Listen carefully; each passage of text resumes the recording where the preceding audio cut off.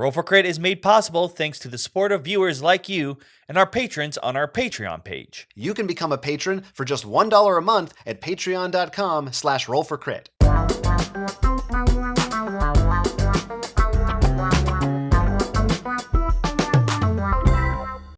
It's time to see what Kickstarters you may be hoping to receive in the mail in the future, so you can check them out in this week's Kickstarter Pickstarter for August 17th, 2020. Starting off from Nemesis Games, we have Uprising, Curse of the Last Emperor. This is a 4X game, but unlike the title of the game designer, the Nemesis won't be other players. This is actually a cooperative 4X game, when you are all working together to fight against two other military groups, the Empire and Chaos. In this game, you'll take control of a race or tribe as well as a hero to lead them, and you'll be working together to expand, explore, and eliminate those tribes, and all the usual stuff you do in a 4X game. If everyone's score is above that of the other two enemy groups, you all win together. Outside of that, there's a lot of different exploring and cool dice rolling with a bunch of different stats for the heroes and stuff. But if you're interested in this because it's taking the 4X way in cooperative, which I cannot think of anything else that does that. I mean, 4X sort of has eliminate in its 4Xs, so you'd think that usually means cutthroat. Yeah, it's a really interesting twist. I'm sure someone will post some example. It's been done before, but I can't think of any of them. By and large, 4X are all competitive. It reminds me a little bit of Cry Havoc, wherein there was sometimes another faction that no player controlled, which is something we've seen in other games before too. But of course, this one, it's all co-op. So I think it sounds like a really neat thing. And also, if you can see those two enemies, going at it against each other, and you just hang back and let everyone do their own thing, that sounds fun. I think it's a great way if you do like the 4X games, and at least from my experience, if there's someone who's new to game style, co-op's is an easier way to introduce them to it, because then if win or lose, they don't feel like, oh, you're just way better than me, you're going to beat me this way. You can be like, look, now you can learn how 4X works, and then we'll get to Twilight Imperium, where we'll play for a few hours and I'll beat you there. The core set of this game is going for $79, but of course, just like 4X, you can expand with expansions and other goodies. Next up is Dining with Dracula, which comes to us from Too Fat to Fly Games.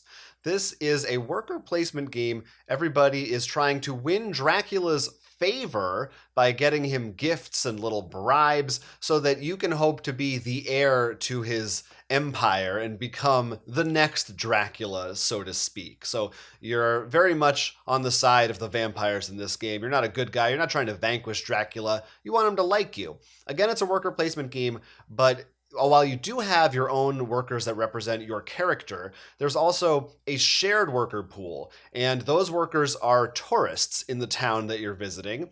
And during the day, you're going to go out and you can hypnotize those tourists to do your bidding for you, and that will get you some extra actions. And there are unique tourists, they have cards, and they have their own different abilities you might be able to make use of. So you're managing your time between yourself and what the extra workers can do for you. And time is important because there is a clock, and after each player takes an action, that clock will move a little bit. So it's not in real time, but it sort of simulates that. So you have to be efficient, and you're worrying about how much other people are doing on their turns and how much you want to do. Then at the end of the night, you go back to the Dracula's house, you have a feast, and you try to trade in all the stuff that you've gathered during the day for victory points.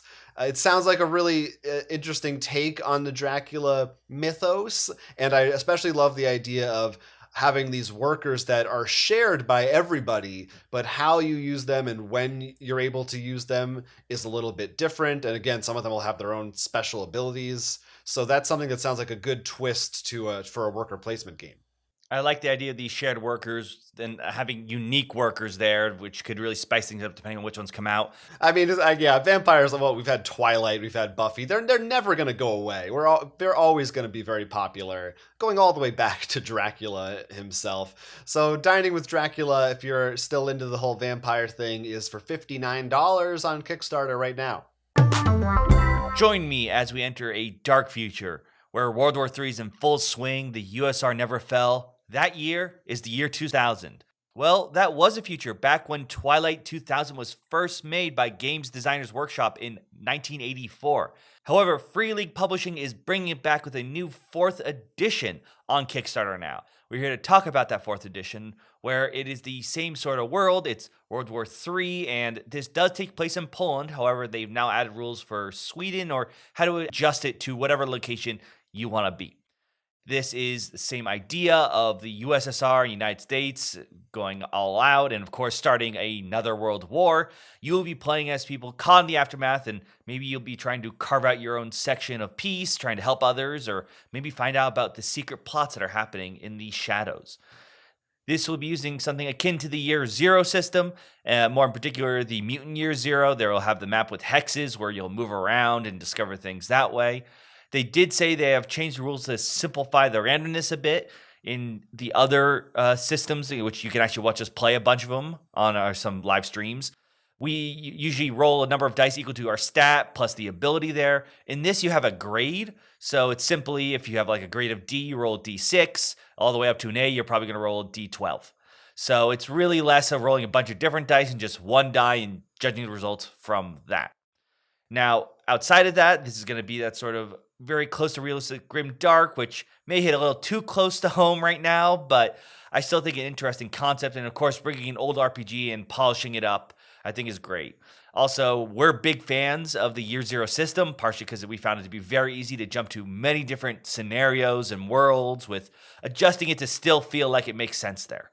Yeah, I will say this isn't a theme that particularly grabs me. Just the idea of like the more realistic kind of war, being a part of that isn't usually what I gravitate towards in the fun RPG setting, but I think they're approaching it in an interesting way. The fact that, like you said, you're caught in the aftermath of it, and I have enough faith in Free League Publishing that I would definitely be interested to try this one out.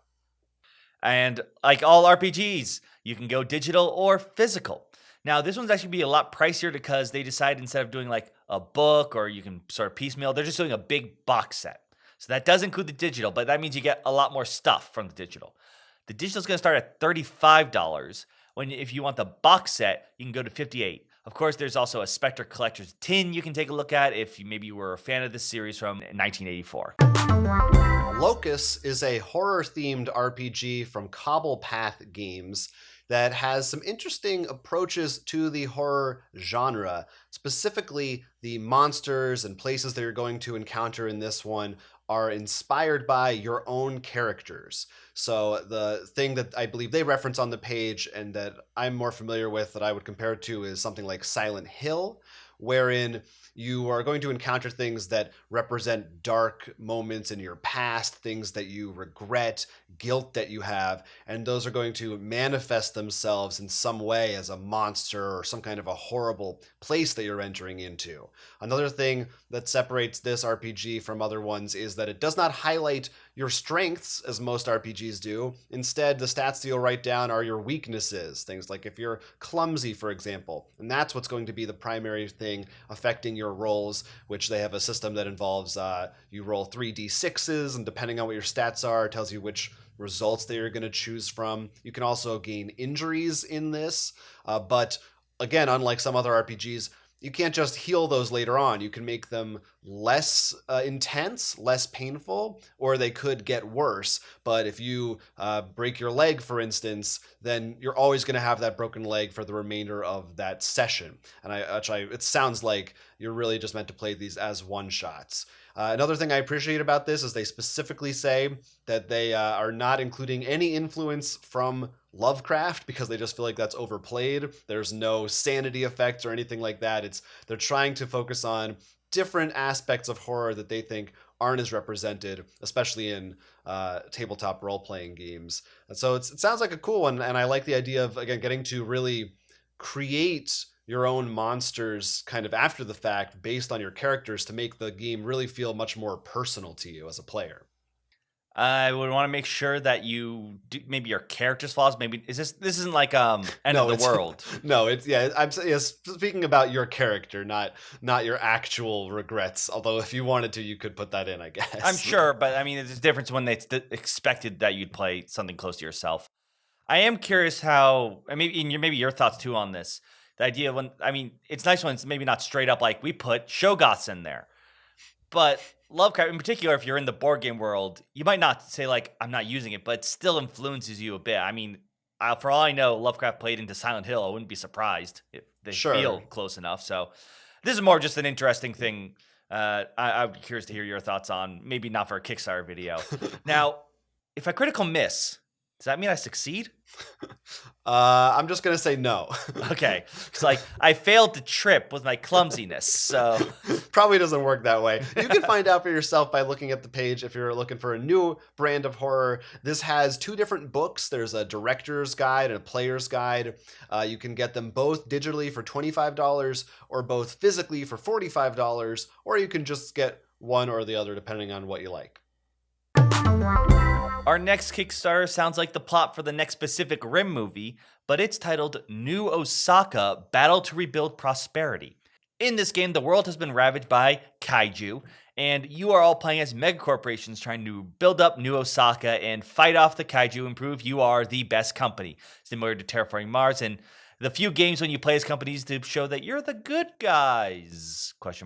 In this, of course, you will have a giant mech you'll be controlling, and you'll be moving it around the board in order to help not only fight off the kaiju, but rebuild the landscape, maybe upgrade your factories, replace workers, and fight other robots, because that's cool, right? You'll also be placing your own workers around the map at those factories and other buildings in order to produce more resources and help fight off those kaijus and upgrade your mech. Overall, I like that kind of theme. I'm always into the giant kaiju and mech style, and I like the idea that you're moving around the board. It's not simply just fighting another giant robot. That's just part of it. There is still that building up the city, and hopefully it does play something similar to Terraforming Mars, which I think is a fantastic game. It's a very unique take on the kaiju genre for sure. It's almost like Sim City or something, but instead of tornadoes coming in, a giant monster might come in and you have to deal with them. And we never see, there are plenty of kaiju movies, but rarely do you see the after effects, like the rebuilding process. And I think it's a very novel take, and I'd like to fight some giant robot corporations as well. I guess is that legal in this universe? Like you could just openly fight your competition? I don't know how it works. It's a game mechanic, so I assume it is. It's interesting. You can't really hide it. It's not like you're doing that secretly. Do it behind the Chrysler Building. No one's ever over there. Yeah, right. But this is a big game, and not just because it has big robots. So this one will cost $79, just like our first Kickstarter. But maybe it's worth it to rebuild Osaka. Another big one on Kickstarter this week is from Queen Games. It's the kickoff of their Stefan Feld City Collection, starting with Hamburg and Amsterdam. If you're a Stefan Feld fan, you're going to want to take a look at that. We did a full in-depth interview with Travis Reynolds of Queen Games talking about exactly what this Kickstarter entails. So we'll put a link to that, and you can go watch it if you are very, very interested to find out more about it. Of course, there's other stuff out there. I know there's some new expansions for Glenmore 2, which is a hot one for all you Eurogame fans. So let us know in the comments, what are you backing maybe that we didn't catch, or from the selection that we did give you? Because I think there were some interesting picks this week. Indeed, and don't forget to share with your friends. I mean, they deserve to know about these Kickstarters too. Yeah, don't hoard them all to yourselves. Don't be greedy. Let us know in those comments down below. But until then, I'm Will. I'm Jonathan. And this has been Roll for Crit. Like this video, subscribe to our channel, and support us on Patreon. That would make us happy. Maybe the next video is the one where Jonathan does a silly dance.